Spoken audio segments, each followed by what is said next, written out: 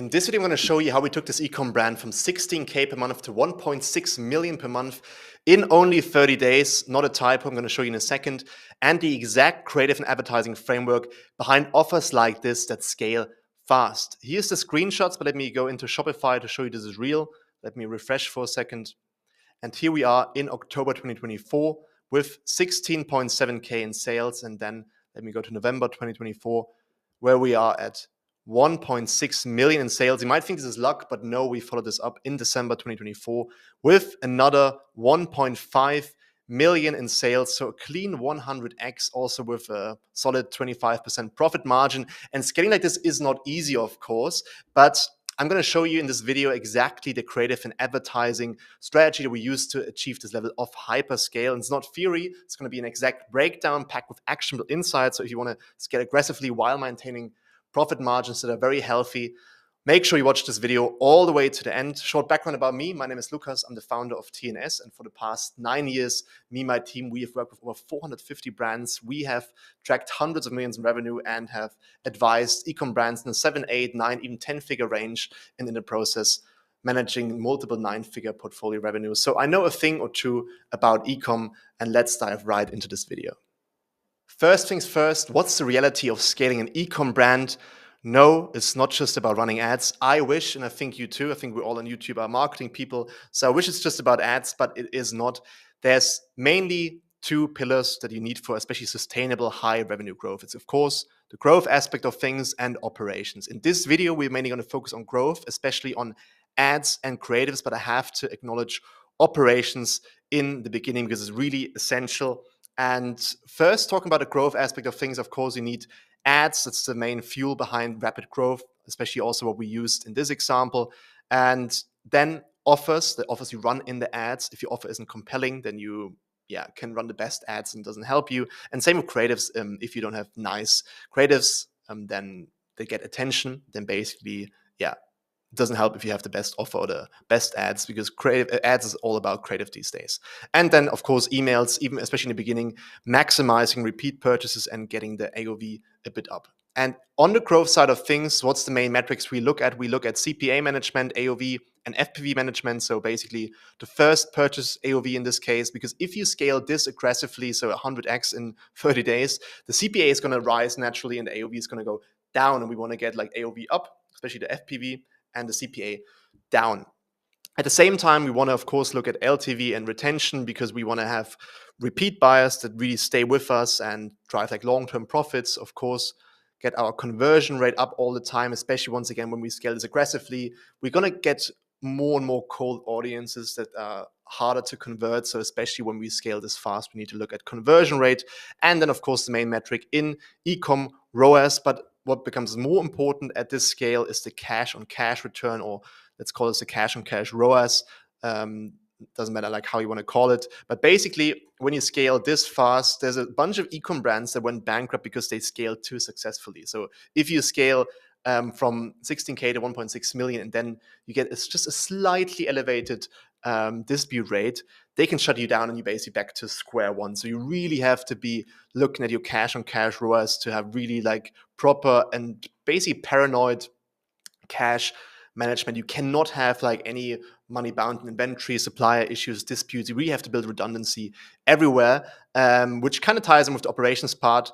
But the growth part is the fun part, of course, and now the operations is the backbone of scale, really. And this is not going to be one of those videos where it's like, oh, you need to make your team feel good and you need to write down your 5 company values and everything, right? Even if you're the most cutthroat e-com dropshipper, it doesn't care about the customer at all, which we don't hope. Still, then you have to care about operations at least enough, right? Because otherwise you have a nightmare of delays, unhappy customers, disputes, cash flow issues because they shut you down, and you can basically start again, right? So as I said, even a slightly elevated dispute rate can really break your back here, and then you scale to 1.6 million in 30 days, and then you can start at zero again.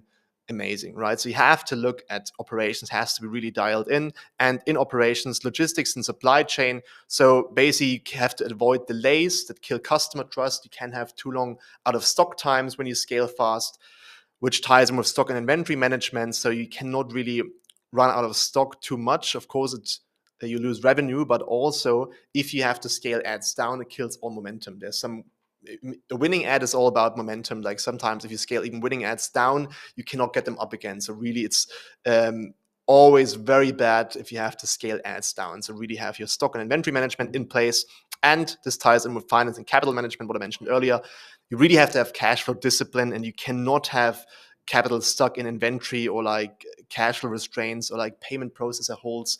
Really, especially disputes and stuff, you have to be really careful. And this ties in with the team, especially when you scale fast. You need a great customer service. If you get unhappy customers, and you normally just get some and you get more of them if you scale fast, your customer service has to turn those customers around and just make sure that they don't open up a dispute and really break your finance and capital management here. So especially customer service is especially important if you scale this fast. But in general, all of this is all about redundancy, right? So when you start, you're very efficient, but once you scale this fast, you really have to look for redundancy. You have to look for diversification just to get some extra stability in. You need to have other marketing channels, not because you want to, only because you're paranoid that they shut you down on Facebook or on TikTok.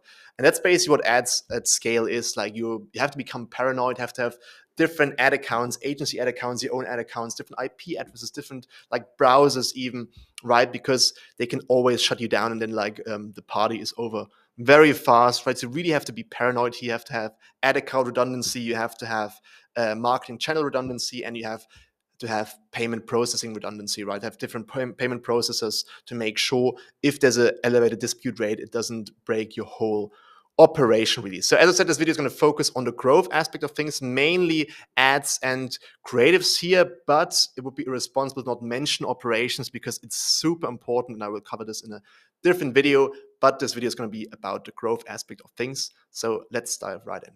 Okay, what's the number one rule of scaling? You have to beat your competition. You have to outcompete them, and especially you have to outcompete them in two critical areas. First of all, in spending power, and secondly, in marketing and persuasion. So spending power, you have to be able to afford higher customer acquisition cost than your competitor. Of course, in any kind of marketing, you always try to keep them down, but if you scale aggressively, they're just going to rise naturally. So you try to keep them as low as possible at scale, but you have to at least be able to afford higher CACs. You have to, because that way you can scale aggressively, and the others, they basically tap out. They have to give up because they are going to become unprofitable at some point, and you can scale further and further. There's different aspects to it, how you can afford this. Of course, your AOV, your conversion rate, your creatives, your offer, a little bit of everything, but you have to be able to afford higher customer acquisition costs. And then secondly, marketing persuasion. You have to outcompete them in marketing and persuasion. So you have to have better ads, better offers, better creatives, better upsells, better everything like your competitors, because otherwise the customer is going to buy from your competitors and not from you, right? This sounds simple once again, but people just think, okay, I can just copy everything my competitor does and I'm going to be as successful. But don't forget, they are in the market for longer. Usually you have more trust with the customer, and especially at scale, you cannot outcompete them if you are not better in marketing and persuasion. Then you have to have better ads, better offer, better creatives. And of course, when you do like 10K a month, so this brand when it started, for example, then you don't need to worry about those things. Like at this level of the market, there's like space for everybody. But once you scale aggressively, once like there's like less and less consumers that you can reach basically, and more people you have to convince basically, that are harder to convert, then it becomes more and more important. So you have to outcompete your competitors in ads, in offers, in creatives. So that's what I want to drive home here. You have to be better here on the financial side of things and better in your marketing. This is what this video is about. And if you want a deep dive into how to optimize your unit economics for more scalable offers, for higher ad spend, check out my video on the 4 variables for scalable offers. I think they're going to link it somewhere around here. But now let's get into the exact framework that we use to outperform competitors in ads, that we use to scale profitably. It depends on you. If it's more aggressive, like up here, like the 100x, or more steady and slow, it's your choice, and depends really on your industry and where you're at right now, and how to grow a sustainable ecom business. Once again, sustainable is the keyword here, that doesn't collapse under pressure. That's what we're going to dive in right now. And this is the exact same strategy we use to take this brand from 16K per month to a 1.6 million per month. And I'm breaking it all down step by step for you. Okay, why do most people's ads suck? What's the core issue? The core issue is there's no emotional reaction from the customer. It's not strong enough for them to make any kind of take any kind of action, or like especially to make them buy, because your advertising is drowning in a sea of noise of your competitors, of like any kind of distractions your customer goes through, and you cannot evoke emotional reaction. So basically your ad doesn't break through all the noise your customer goes through. Think about it. Your customer is basically maybe in the bus, is in the bathroom, is like on the couch, is distracted. There's like a family like wanting something from them. There's something in the phone, outside of the phone. They're very distracted, and it's hard to break through all the noise. And basically most ads don't work because you don't get them to pay attention to your advertising. You cannot evoke an emotional reaction from them. And our ads always need to trigger an emotional reaction. Otherwise, we're not going to get their attention for anything. And once we get their attention, once we trigger the emotional reaction, then we have to, in the ad, persuade them to take any kind of action. Of course, we want them to buy something, but maybe other things first. But basically, that's how an ad needs to be structured, to trigger an emotional reaction. Then once we get the attention, persuade them to take any kind of action we want them to take. And to achieve this, our ads need to align with the psychological buying process every consumer anywhere in the world goes through. And we call this a psychological sequence. Okay, and how we're going to do this? Market research. We need to understand our potential customers on a very, very deep level, especially deeper than our competitors. Otherwise, we can never write ads that trigger strong emotions, but we need this. That's why market research is extremely important. I cannot understate how important this is.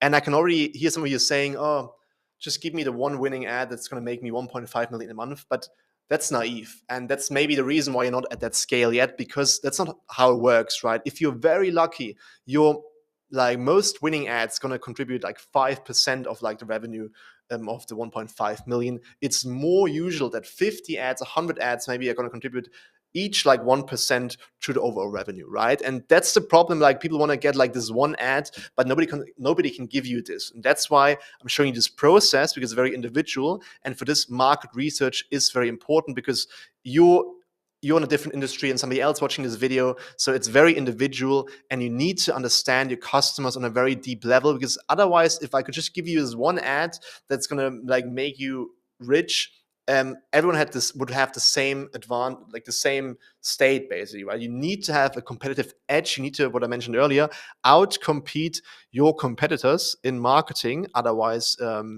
you cannot win. And for this, you need to understand your customer better. And for this, you need market research. Otherwise, you cannot understand your customer better than your competitors.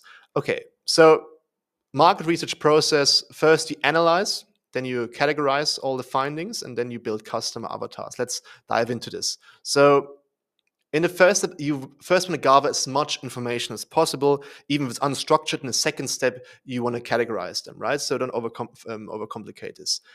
So there's three main aspects where you can get data from. First, your existing customers, of course, the best, because really they bought from you. It's not theoretical, it's practical. They bought from you, but if you're starting out, maybe you don't have as many data points. So in the beginning, you have to rely more on other methods. But if you like already run some ads, you did something, this is the best source you have, because there's really people that really bought from you. So first of all, you can get all the data.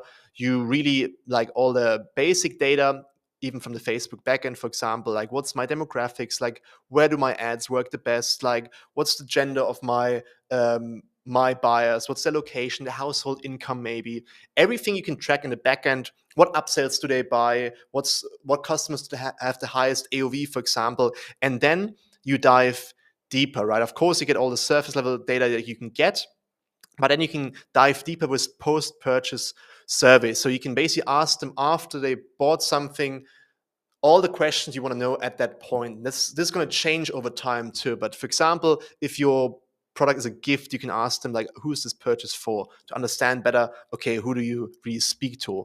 What led you to our store today? Are you switching from another brand, right? It really depends on like what you want to know right now. And especially later in the process, if you run some ads and you maybe have trouble ideating new ads for like a certain awareness stage, you can really ask questions to like questions you really need the answer to right now, right? You can always change this. So first, you want to start doing this without incentives, so not paying them anything. If it doesn't work, you need to give them some incentives. Give them like a gift card in the beginning with maybe just some little discount. If this doesn't work, you have to give them like stronger incentives. Really have to try what works here. But of course, in the beginning, you don't want to spend as much money. And later, once you're like really at scale, you can even do like real interviews with like customers and ask them what their motivation is. So once again, there's different levels depending on your scale. So this is like the best data, of course, you can get, because it's really people who really bought from you, who don't just, it's not in theory, but maybe not at that stage yet. And it always makes sense to see what conversations customers are having online. So for example, you can go on Reddit, see what people in your industry talking about. You can go on Facebook groups to like of your industry, see what products people are talking about, what challenges people really have. And you can basically write down what's common complaints, common questions people have. Also, you can check the trust pilot of your competitors, see maybe there's some good insights, there's some conversations people are having. You can also check the comments of your competitors on Facebook and Instagram, for example, right? So, but you basically want to see, okay, what's common struggles, common interests they have. And as I said, also check product reviews, because there's always, good things you can improve upon. And everything you find here is like an opportunity for you to highlight your product. So for example, maybe you said it's something to eat or like some supplement, and somebody writes on Trustpilot, product tastes amazing, but it hurts my stomach. Right now, you can maybe highlight that your product doesn't hurt the stomach in your ad, right? Once again, I want to remind you, just going to get a lot of ideas, a lot of brainstorming, just write everything down in like Google Sheets or somewhere, and then later only categorize it, right? So first look around, what do your competitors do? What does the comments of your competitors say? What's the, what does it say on Trustpilot? And then the third aspect, customer conversations, is of course like general customer conversations, but also what I just mentioned, customer conversations of your competitors. So customers of your competitors, and then ties in with competitor ads. The big one really, there's different tools where you can see what your competitors are doing. There's PP ads, for example. There's Minea, there's AdSpy. There's tons of tools and tons more coming out. Basically, you want to just see what's the ads they run with the highest engagement. You want to see what's patterns in messaging and visuals and offers. Are they all using a certain wording, right? You can check Google Keyword Planner. You can check Ahrefs, right? Tons of tools. And you can, of course, check the Facebook official ad library, because you can really see like what ads people are running right now. It can be overwhelming sometimes, because if it's a big competitor, they probably have hundreds of ads running here. But you can see, and normally ads that are have been running for a while are the ones that are working well. But once again, check all of those to see if you find patterns. Once again, identify what the others are doing, got lots of ideas, and then save everything you find. And in the second step, basically categorize everything, distill your findings. You want to see what I said earlier, the basics, what's the demographics, what's the age, gender, right? And then a bit deeper, psychographics. So it's basically just what's their lifestyle, what's their motivation, their struggles, right? Common frustrations they have, common pain points. For example, maybe they sleep bad, they don't have energy, right? They have difficulty losing weight, right? What's their desires? What do they want? What do they want to get out of a product, especially, right? And just see like if you find common findings here. And then what you want to do is you want to organize all of this into customer avatars or personas, basically. So because you're going to find different desires, different pain points here that don't fit together. And that's why it's an easy exercise to put them into like, put a face to like the pain points and desires. So if you're not familiar with this, basically, one avatar could be Sarah, 30 years old, is a yoga girl. So, wants is like a natural girl, wants a natural energy booster, but doesn't like artificial flavors. But maybe another customer of your, in this case, I think supplement brand, is like Matt, is a lawyer, 40 years old, just wants a higher sex drive for whatever reason. And then maybe totally different. Michael is 15, still in school, only wants to impress girls, right? So it's different motivations, different people, and it helps to put a face to it, as I said, because you need to evoke emotion. You need to trigger the emotions of your customers. That's why it helps to put a face to it, because you always have to think about them when you ideate ad ideas, and other things, right? So this is just, once again, examples I'm giving you. And basically, if I summarize this, first, you gather as much data as possible from mainly those three aspects here. I gave you a bunch of ideas here. Then you basically see, okay, what's the common findings you see? What's like structure you see, messaging like that you see with different competitors. And then you want to put all of this into custom avatars. And once again, don't overcomplicate this. This is like maybe more theory for you if you're just starting out. But we're going to run this as a test with different personas, different like ad ideas. And then with more data points, we're going to refine everything. So it's going to be easier in the future when you like have first ad data points. So don't overcomplicate this really. But once we have our research here, we want to take this information and gonna arrange it into our ads, what I mentioned earlier, the psychological sequence that we developed here at TNS to ensure the highest level of success. But to do this, we first need to do this market research. Okay, now we've done our market research. Now it's important to understand not every customer is at the same psychological stage in the buying process. And to differentiate between those different stages in the psychological buying process, we use a concept called awareness stages. Basically, if a customer is most aware, is basically a customer of yours already.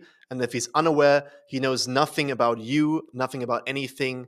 And to make this easy to understand, I'm going to have a very simple example of a coffee company. Just imagine for a second you sell coffee, you're a coffee company, and if a customer for your coffee company would be unaware, it means the customer would feel tired all day in the morning especially, but just thinks, okay, it's just part of life, I guess. Maybe he has no internet access, he's a bit oblivious, maybe he lives in the forest, has no friends, no phone, no nothing, and thinks, okay, just being tired is just part of life. Maybe, of course, this is not the case usually, but in this example, this would be an unaware customer. Then maybe he has a friend in the forest and he tells him, look, I'm not tired, but you're tired. That's not normal. And then he thinks, okay, wait a second. Maybe being tired is a problem, right? So now he's problem aware, right? Before he had the problem, but he didn't think it was a problem because he was just oblivious to it. Now he's problem aware. He acknowledges, he understands, okay, being tired is a problem. It's not good, right? Then maybe his friend tells him like, okay, I heard there's this like new solution called caffeine that can make you not tired, right? So now he's like, oh, wait a second, I didn't know there was a solution to like my tiredness problem. So now he's solution aware. Okay, there's the solution to me not feeling tired called caffeine. Interesting.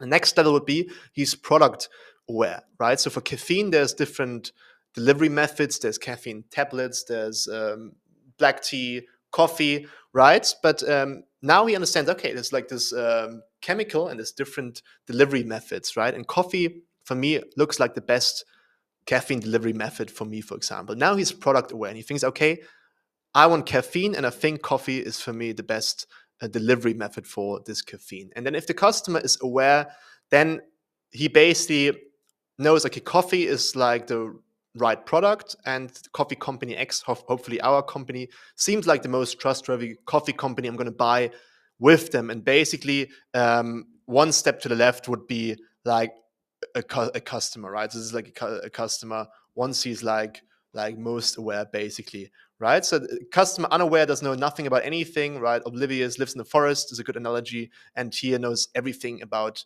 all your competitors and chooses you as a company, basically. And creating ads requires a sequence of subconscious yeses from the potential customer at various psychological checkpoints. And there's different psychological concepts. Once again, we mainly use the awareness stages, but there's also like the yes ladder that you need to get a customer to say yes at different stages to get to a purchase.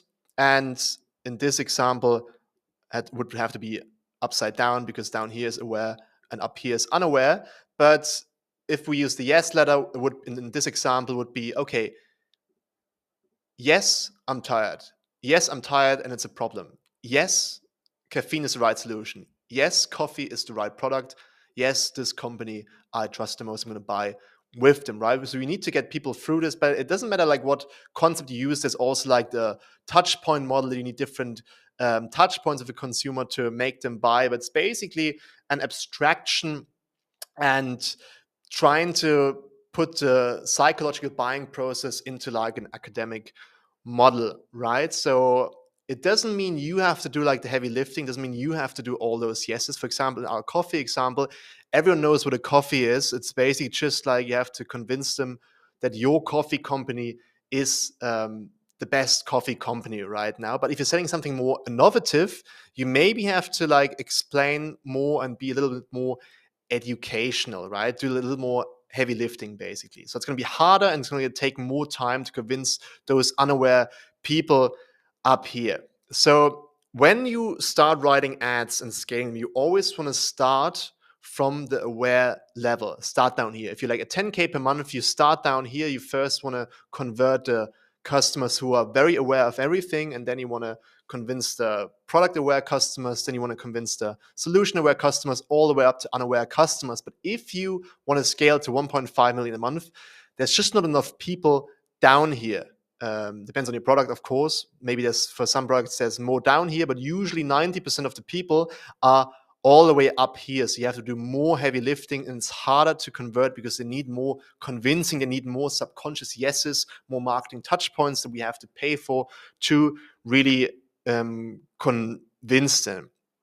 The good thing is when you start like running ads from down here for your future ads is once you figure out, okay, how to convince product aware customers and solution aware customers, you can use this what you find out here, what works in your ads, as a second part of your future ads in the problem aware stage. Right now you need to hook them with like a problem awareness, and then like you can use what you found earlier to basically convert them to a customer down here.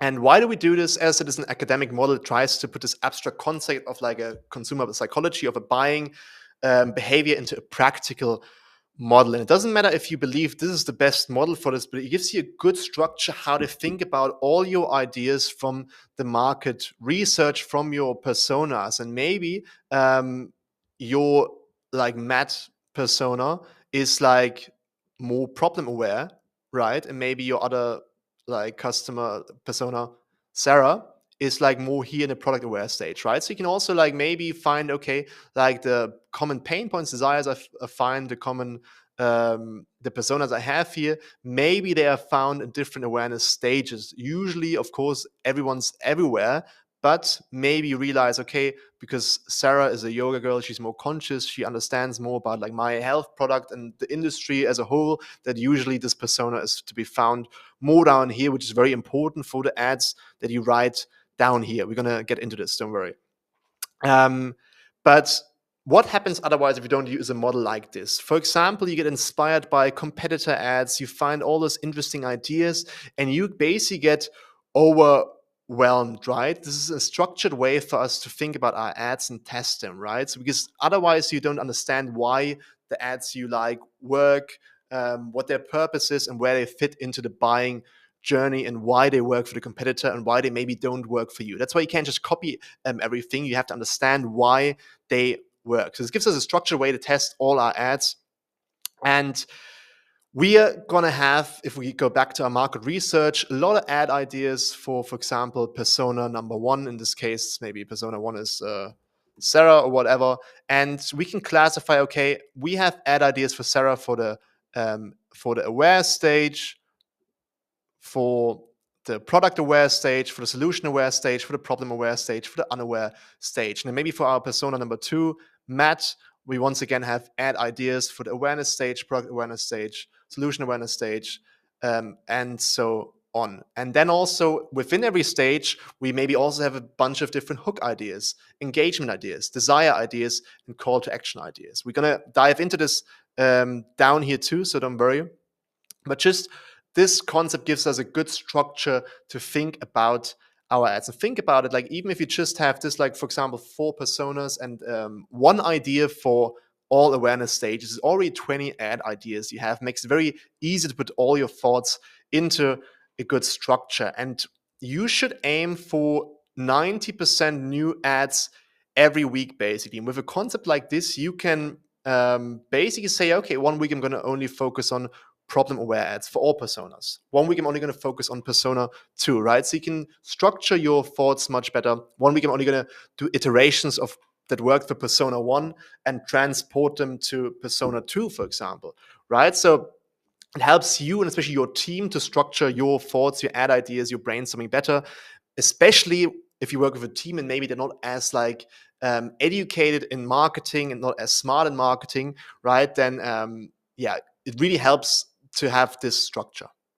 Okay, let's dive into some more practical ad examples. In this case, for the last example, we started at the unaware stage. Let's start at the most aware stage this time.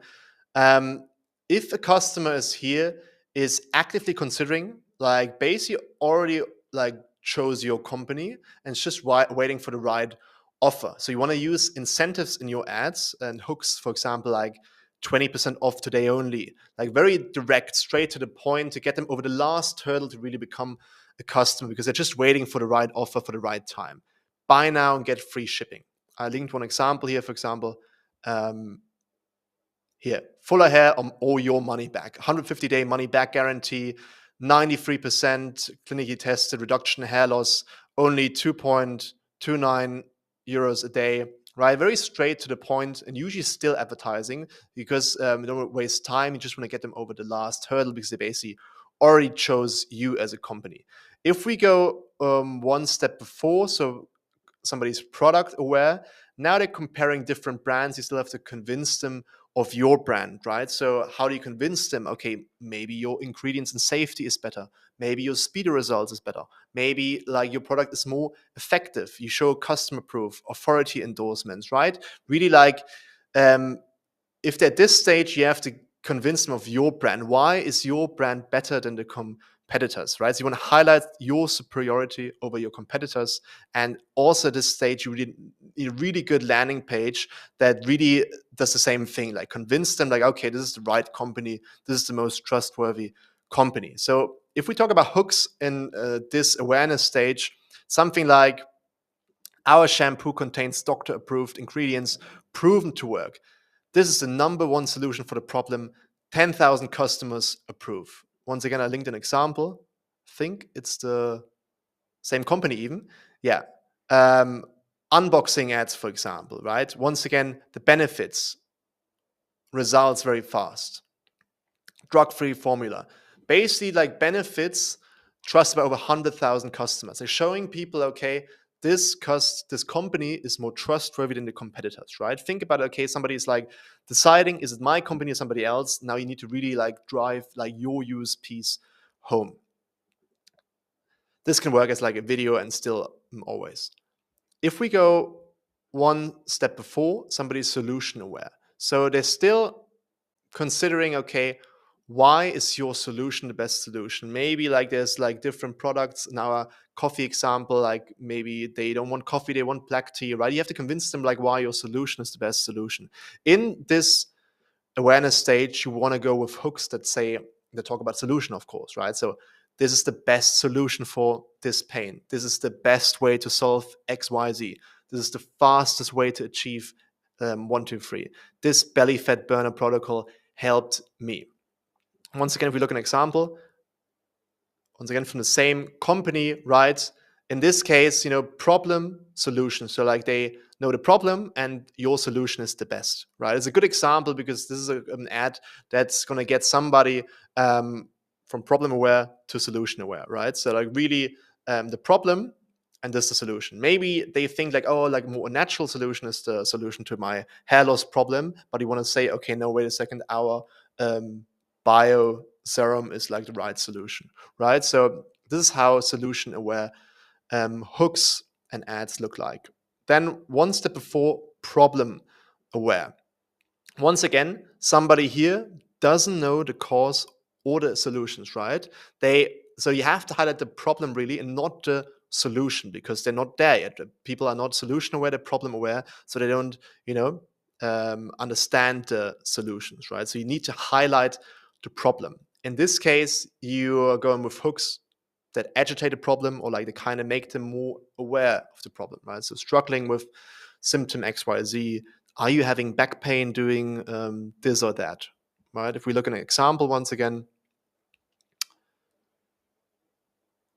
right, hair loss, right? That's the problem. I wanted to like shave all my hair off because I'm so frustrated. And then somebody told me about this solution, and this like scientists in Spain discovered this, and it's like it's from the curcuma plant, right? And helps with hair growth, right? So it's like in this case goes through a customer like who went through this journey, right? Who had the same is at the same stage as somebody viewing this, like, oh, I don't know, this is a problem or there's a solution to this, and basically educating the viewer on the way, right? So, and then a before and after is a very long ad, and one of those ads, for example, tries to get somebody all the way from problem aware to aware, which is very hard, but maybe they jump off in the meantime. But basically you hook with this, and then you try to lead them all the way to the most aware stage. And then, like as the last example, the unaware stage, they don't, not aware of the problem, the solution, any product, any company. As I said, they don't know nothing about anything. They live in the forest and don't know what the internet is. That's how you have to think about it, right? And doesn't know, like the customer doesn't know the problem might exist, but they're just not conscious of it, right? So you have to make them aware of the topic, and then make them more aware of the problem, right? So what I said earlier with the coffee example, if you don't think being tired is a problem, then you cannot sell them coffee, right? You have to make them become aware of the problem. So you be a bit more educational and show them problems they might not know exist. So usually the ads are a bit more mysterious, right? So you might see, yeah, I've seen them for sure, right? So you're in this stage, in the unaware stage, you want to hook people with, watch this before eating apples, breakfast to avoid, right? So, and then like maybe educating them, like, did you know, like when you eat, there's examples here, I don't know, breakfast foods to avoid. Did you know if you eat toast in the morning, it's bad for your insulin or whatever, right? So like it's more educational, and you basically try to make them aware of the problem more. Once again, the same company, right? Don't ignore these signs, right? So once again, maybe they think like, okay, wait a second, hair loss is just like what happens to everybody who grows old, and maybe they don't think there's even a solution, or like it's not a problem because it cannot be solved, right? And then you have to, or like, do you find hair in your bed or in the shower, right? You're losing hair, you need to do something about it, right? So you need to make them more aware of the problem they might not think they are having. Now, talking more about metrics, or like measuring how we measure all of these things. So if we're like more in the aware stage, we have more hard metrics, so we can track, okay, really checkouts, did they become a customer? And the stages before, did they add a product to our cart? Did they initiate checkout? And if in the middle, it's more like, okay, did they engage with things? And if they're in a very unaware stage, we measure things more with like clicks and watch time, right? Because we have to educate people more, basically. So soft metrics like this, they reveal more like psychological intent, basically, and hard metrics like this, right, is more psychological commitment, really. So like they putting their credit card down and buying the product, and this measures more like perception, and this measures more action. And if you measure all your customers like in the market, most of them, what I said earlier, will be in the unaware bucket. And if we go back to over here, if you want to scale to 1.5 million a month, you need to be able to convert those 90% of people up here. Otherwise, you can never scale to 1.5 million. It's almost impossible for most products to just run solution aware ads and get to this number. So you have to be able to do this, which is of course very hard to, but that's why only a few people really reach those numbers. And since it's very hard to do, we always want to start testing ads down here. We start here, as I mentioned earlier, and then we're going to move up, because we're can use the findings we find here, what ads work, in our later ads for the second half of a problem-aware ad, for example. As I said, you move up here, it's harder to convert, but it's less competition. And really, if you want to scale to 1.5 million, we have to get up here and really convert unaware customers. Okay, now we did our research and understood what awareness stages are. Now we want to write winning ads. So what's the winning ad structure And for this, we basically have 4 psychological checkpoints. And successful ads, they basically demand focus on every stage of the user journey, from hook to the final click to the action they take. And basically, winning ads follow a specific psychological structure to trigger emotions in such a way that people really buy. And it's important to note, without proper content in here, that's why the research is so important, even this structure is not going to work. And we have 4 psychological checkpoints really in an ad. So basically, this is where the ad starts. So this is like basically second 0 of the ad, and then we're going to move all the way down to, I don't know, depending how long the ad is, maybe like second 60 or something, but hopefully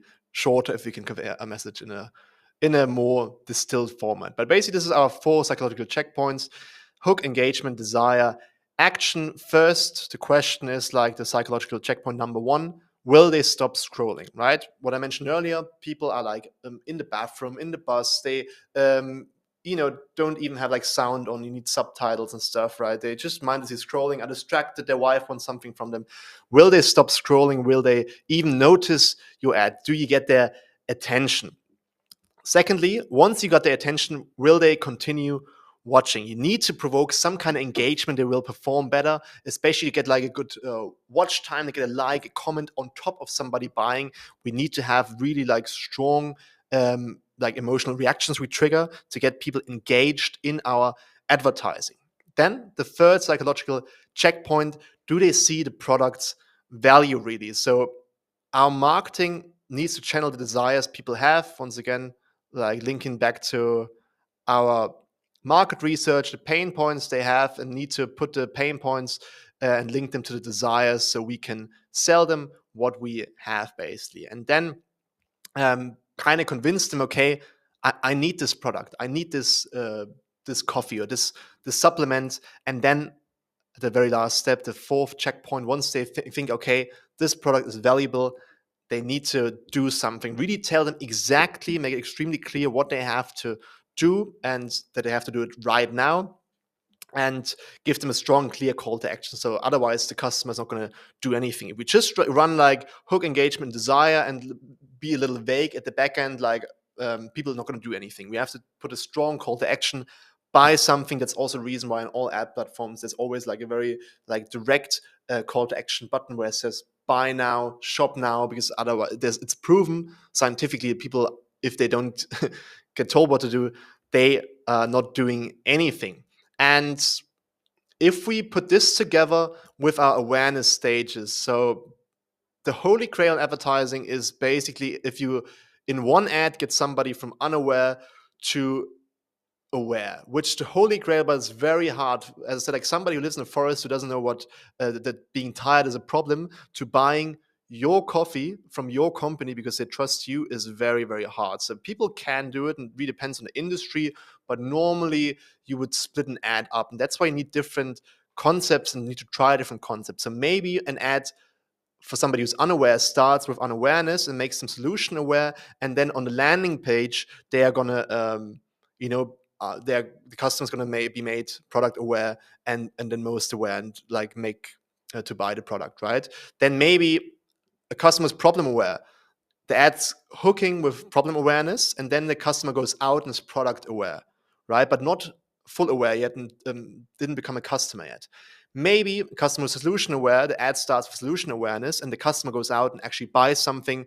And if somebody's already product aware, it's just, as I said, the final hurdle we need to get them over in our examples here, like actively considering, give them like the right offer, use incentives, 20% off today only. But usually, of course, you can always try to do this, and if you like get more advanced, you can always try this, and maybe people only watch it from here to here, but some people watch it all the way and convert right away. But normally would split it up, maybe do one part on the ads, one in the landing page, for example, and the last part in the email, for example, right? So normally this user journey is split up, and once again depends on the industry. Like if our coffee example, once more, it's everyone knows what a coffee is, right? So you don't even have those stages here, right? You need to just do those things. And that's also the reason why what you can notice is that Once you go down here, like more in the product awareness stage, that pictures are more common because you don't need to convey as much information, which you can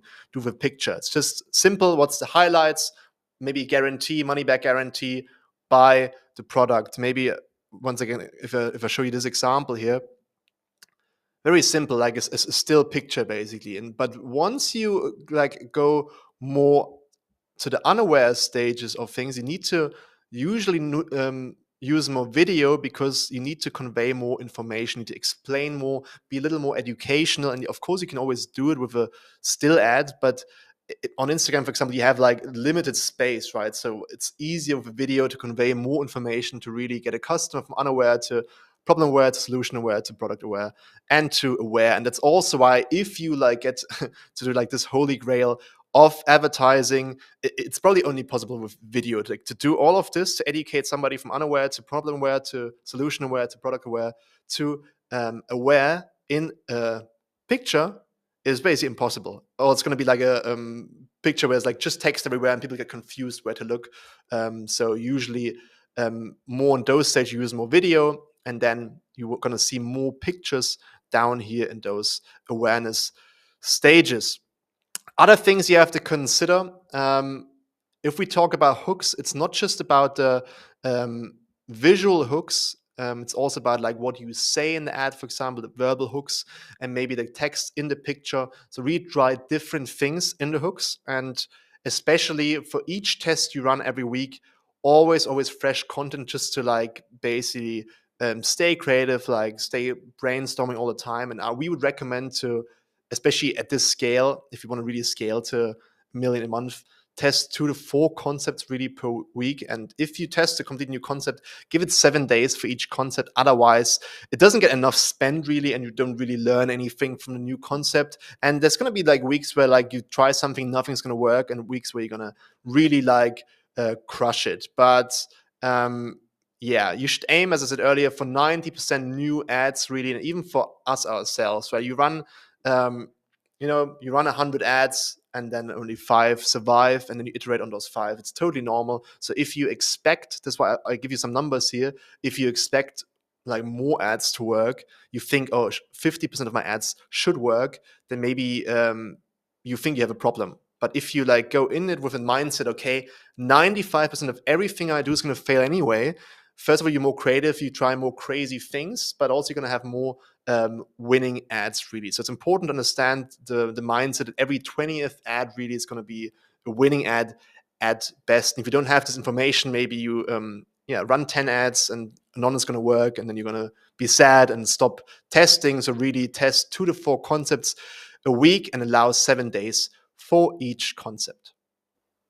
Okay, let's dive into more like really practical winning ad formats. There's different ones. I'm going to give you 4 right now, that also to make it easy for you to start really. So it's going to be the pain formula, before and after, comparison formula, and like feature highlights basically. Let's dive into each one of them. So first, the pain formula. You're going to hook with the pain, right? So somebody usually who's problem aware. Then you're going to agitate the pain, right? You're going to tell them like, oh, you have back pain. I don't know. If you have back pain, this is going to happen to you. This is really bad, right? Agitate the pain, maybe like make it really relatable, but make it clear that like their pain, their problem is like really a big problem. Like their small problem is a big problem. Then you're going to introduce the solution, make them solution aware. Explain how it works, why it works, some benefits, maybe some science if you have some science behind it. And then you're going to highlight the benefits. Here you're the product aware stage, and then basically summarize everything and give them a call to action. We're going to look at an example ad together so you can really see this. Once again, compelling hook. This is the same we watched earlier, right? So hair loss, then you expand on the problem, and then this is the solution already. Hey, the scientists in Spain discovered this is from curcuma. It's really like new. It's a clear answer to your problem, basically. And this is the solution you have been looking for those many years. Then you're going to put some like benefits here, like no drugs, like natural ingredients, the shampoo, conditioner, right? We got like different products.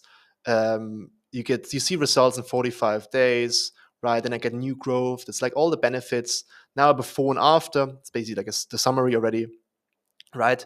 Before and after. This is really powerful if you have something like this. Depends on your product, of course, right? And in this case, also like narrated by a consumer who goes through the emotional journey. And then at the end, it's basically the yeah, about a company, right? Money back guarantee. Now they're trying at the very end to, this is the beginning again, they try to convert them already, right? Summarize. Not everybody's going to like really like buy the product right now, but you can always try, right? What I mentioned earlier, you can of course, here we are. You can always try to put like the last stages here. Maybe people click away, but you can always try to really convert them all the way. So this would be like a pain formula. If we put this into our concept here, would be somebody who's problem aware and tries to convert them all the way to aware. 4 stages is tough, but I know this ad is working very well. Then a second example would be before and after ad. Pretty self-explanatory, right? You can show progress over time, and you want to reframe the comparison really. So instead of saying like before and after, you can say like with or without the product, and really highlight the impact of the product, right? So make it clear why the before and after is the before and after, that your product is basically the solution. And then basically let the results speak. So if you have like any customer transformations, right? Any like reviews and stuff, that's what you can use here to make it more natural, more relatable. Even the ad I just showed you now, they have a part before and after, right, where it's like the guy is saying, oh, I wanted to cut all my hair off, but then I discovered a solution, right? So it makes it more relatable, even if it's like somebody who maybe got paid to do this, which we do not hope. Let's watch an example again. Right, it's once again same company to really drive this point home. This is very powerful and it's easy, and that's why I'm showing you this. Like this is like for those products, right? It makes sense. If you're in a different industry, it might be harder to do like before and after, right? But you can always try to find your angles, and especially you can be very successful if you are able to use those concepts from like different industries and transport it to your own industry, right? So there's like a before and after ad as a video. This could also work as a still creatives. And once again, all of the ads try to do different things, right? Highlight some benefits and try to really convert the customer all the way through this process. But once again, you have to think about, okay, maybe people click away, but you can always try to really convert them. But I'm mainly, if I in the end, the call to action, like the benefits, and they're trying different things, but basically it's a before and after ad. Let me like, if I load this again, especially the beginning here is very important. That's what I wanted to highlight. Before and after video, very, very powerful. And then like some trust. Yeah, this would be a before and after ad. Once again, could also work as a still ad, but even better if you can do a video, if your industry makes it possible. Then another ad format, the comparison formula. It's a bit similar, but it's basically, we call this us versus them. Once again, if you have internet access, you have seen those ads before. Usually it's the split screen format and it's a still ad, and it's just very simple, highlighting your USPs compared to like a traditional solution or to the competitors, and a very straight call to action. Especially here, for example, Yule, once again selling supplements. So it's like, okay, this versus this, right? Just highlighting some benefits, protein, right? Calories, price, everything better. And then a very clear, easy call to action. And this, once again, only works at the like later stages of the funnel, because otherwise it would be too much information in one ad, right? And here, there's already a lot of text. You can really put more text. And that's what I said earlier. Once again, to do like this with a still ad, basically impossible, right? So this is one example. Another example here is, hey, what's like our benefits here? 40 pounds a month, 80 pounds a month, right? This is good for your gut. This doesn't taste good, right? You can be a bit creative here, but the good thing here is you can also like iterate a lot, really. And once again, here it's like not the classic comparative formula. It's really a bit more creative, right? So like with a creative headline, that makes you think about things. So just be a bit creative here and clearly say like why are you better than the competitors, or like the traditional salad solution in the office, for example, and a strong call to action really. Now looking at the last format I'm giving you right now, call this like the feature point out or the highlight point out. Once again, you've seen those. I took an example from Yule once again. Very simple, not comparative. It's usually always a close-up image of the product, right? And then like usually 4 to 5 highlights. More protein than free eggs, more vitamin C than orange, more omega-3 than tuna, more potassium than two bananas. And it's good to, like in this case, once again, a bit comparative, and they usually work better if they're a bit comparative. If it's just like here, 40 grams of protein, maybe somebody doesn't know if that's good or not good, right? But if you say like more protein than free eggs, people understand that it's better, or here that meals are cheap too. And the good thing for here and for here is you can do like a lot of derivatives here, a lot of iterations if something works for different awareness stages to different personas. Once again, here's another example. Yeah, just feature highlights here. Usually it's 4 to 5, you will notice this. And you can try different things, and for different personas, different like highlights work better, even like different colorways. This is like a very, looks like it's targeting women because it's like, light, like baby blue, and and maybe if it's targeting men, it's a bit more aggressive here, right? In the like black and white, more protein than free eggs, right? So that's what I mean by personas are so important, because this looks like an ad is more for targeted towards women. This is more targeted towards men, for example. This is just 4 formats you can start using right now. And how do you start? I gave you a lot of information, but to not confuse you, you start with the hook, right? Because when you figure out the hook, then you can track that, first of all, who clicks on the ad and where are you losing them, and then optimize the other parts. But the hook is the most important, because you need to get the attention first to even be able to convince them of your solution, really. So, and this is the hardest part. So I would, in the beginning, focus on the hook and then optimize. From there, once again, you need to evoke a strong emotional reaction. Then I can recommend you like brainstorm a lot and regularly, and also all your team, because you have ideas, I have ideas, my team has ideas, and they're usually very different. And normally, for example, when we make ads, I have ideas, my team has ideas, and we test ideas, and I'm like, this is not going to work 100%. And then very often it's bad ideas, in my opinion, that work. So really go a bit crazy here, out of your comfort zone, like have other people have ideas too, and don't think you're the smartest person in the room, like include your team and your customers maybe, right? So that's why like regular brainstorming is important. And also what I said, like with first data points, you can really brainstorm more and more here.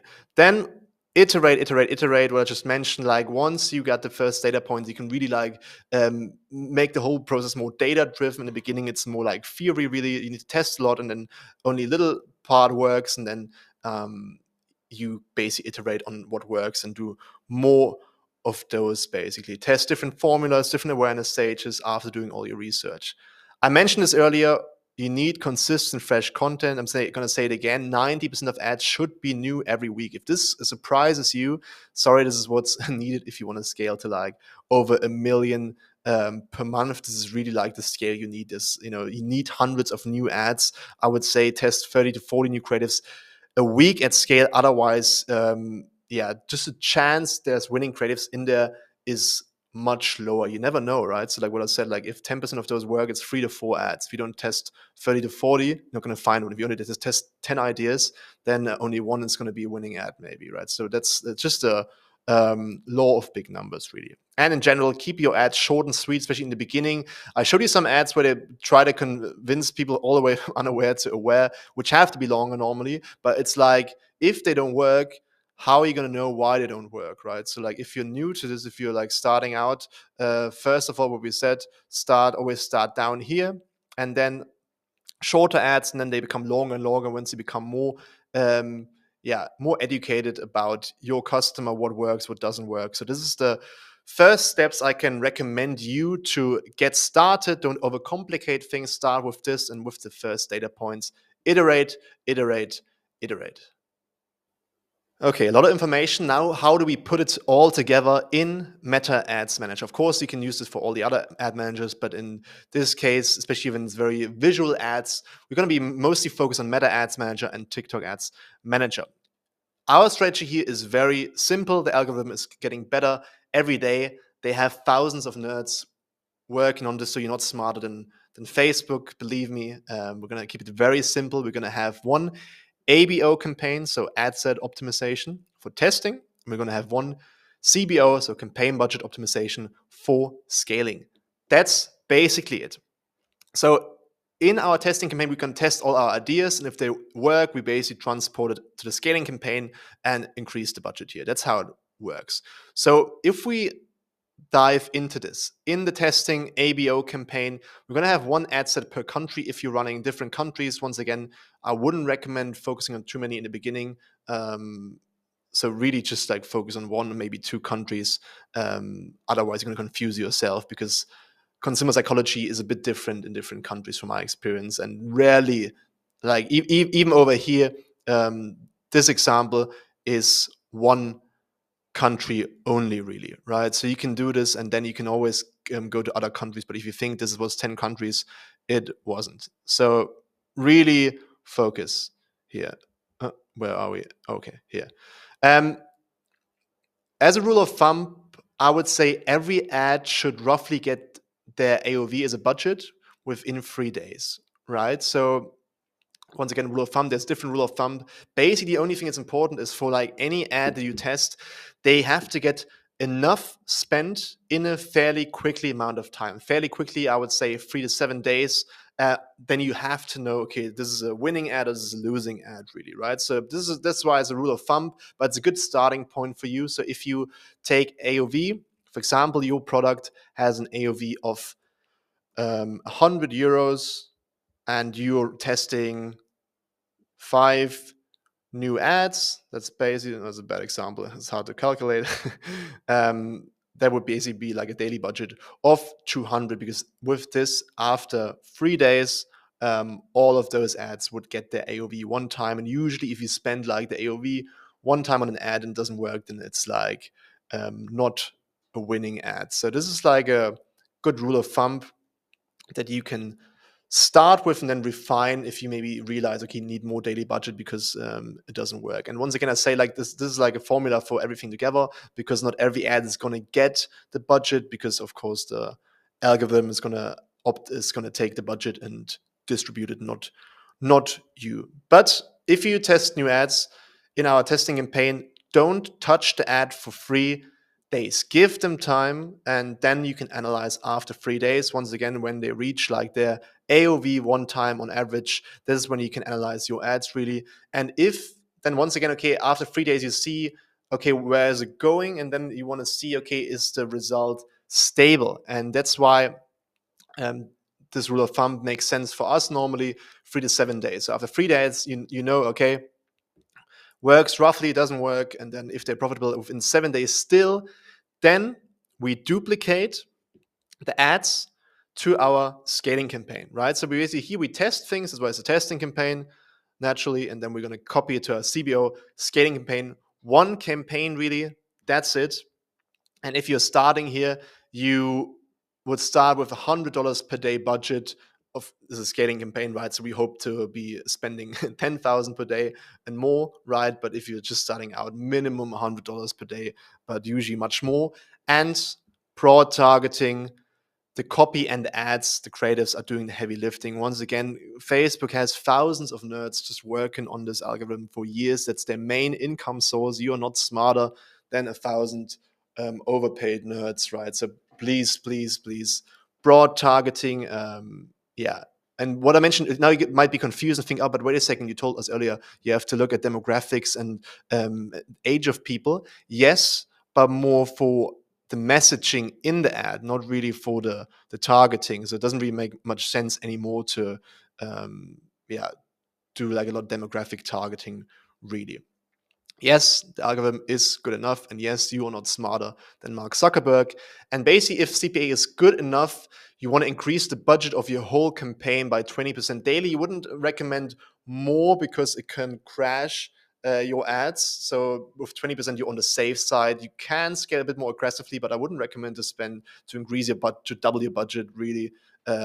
Like you want to do it stable in a way. And don't think about it. If you 10K a day in ad spend, 20% more is already like then 12,000, right? So in the beginning, of course, it's not that much, but it compounds very, very fast. And then once again, you copy, you test things here 3 to 7 days, and then, but it can sometimes happen that like in the scaling campaign, especially because there's like more ad spend too, that maybe after once again 3 to 7 days, the ads don't work again. The good thing is like you have what we discussed earlier, you're testing 30, 40 new creatives every week. So you always get new creatives. So that's not a problem for you. So you can turn non-performing ads off after 3 to 7 days. I would also always say, especially if you're starting to scale, good enough is good enough, right? So like it doesn't have to be the craziest CPA. It's always going to be ads that are going to be much better, but you don't know for how long. So be on the safe side.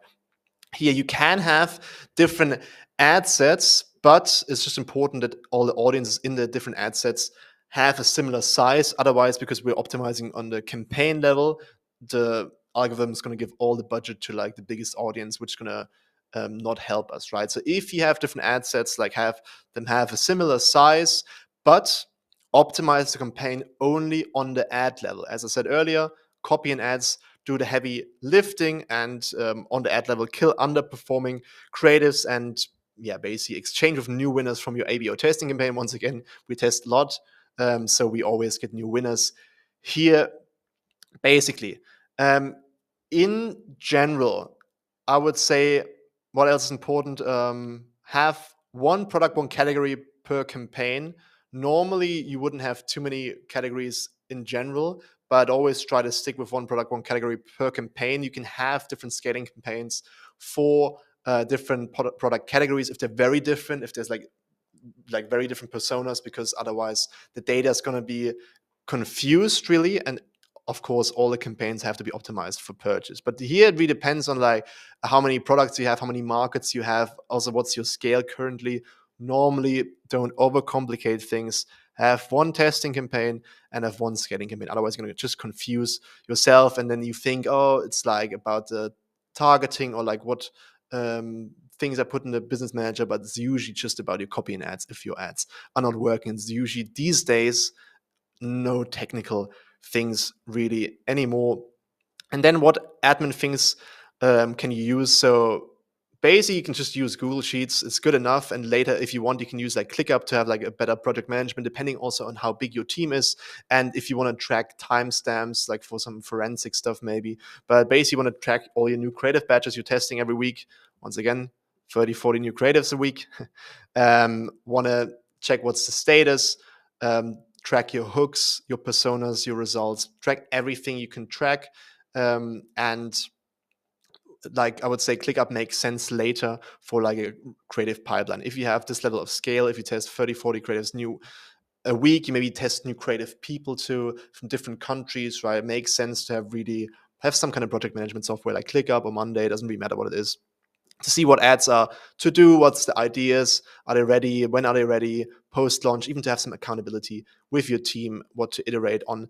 And one thing we can recommend is Frame.io is a good tool for reviewing creatives with your editing team, especially because you need a lot of video creatives. So we can really recommend Frame. We're not affiliated or anything, but just some ideas. Once again, in the beginning, you don't have to overcomplicate things, but it can make sense to have a look at Frame once you're really scaling. Can't hurt.